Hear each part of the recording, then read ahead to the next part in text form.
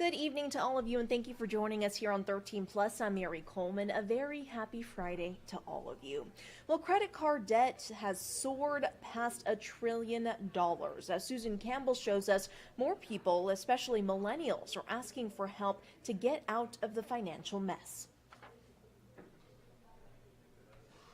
Credit card debt is really costly. The average interest rate right now is more than 21%. That makes it really hard to dig out of debt once you're in it. But there are some things you can do to get back on track. For the Alvarenga family, meals are carefully planned.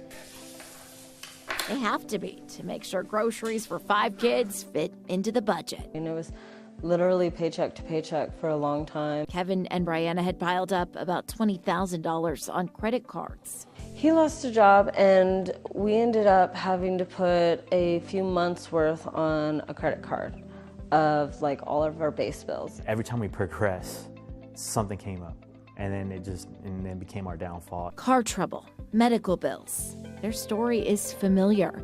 Across the country, credit card debt is a staggering $1.7 trillion. The credit card debt and the interest has a stranglehold over this country right now. Jim Triggs is the president of the nonprofit Money Management International. He says in 2024, MMI saw a 33% jump in demand for financial counseling in Arizona. The amount of debt, 14% higher than the year before.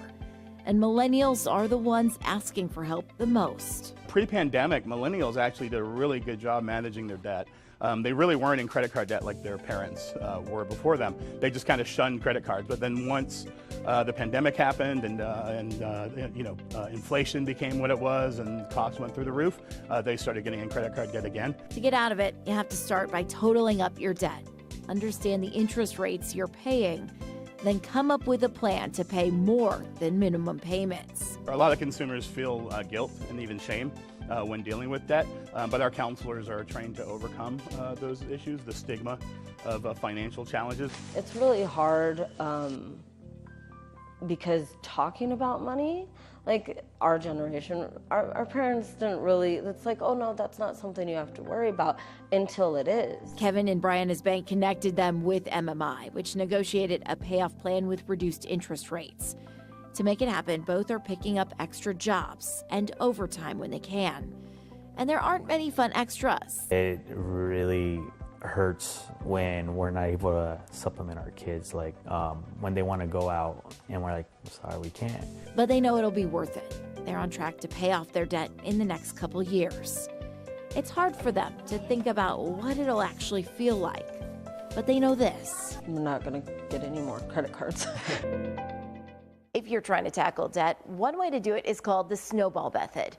List out all of your debts, smallest to largest. Focus on the smallest one first while keeping up with minimum payments on everything else. Once that smallest debt is paid off, move on to the next one. Those small, quick victories may give you some momentum to keep you on track with your goals. I'm Susan Campbell.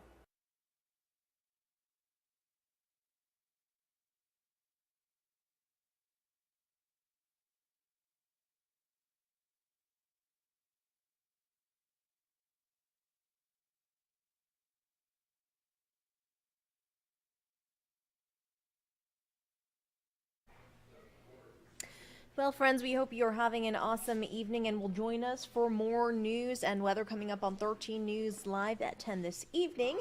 If not, we don't mind. We hope you have a great weekend and stay safe. Good night.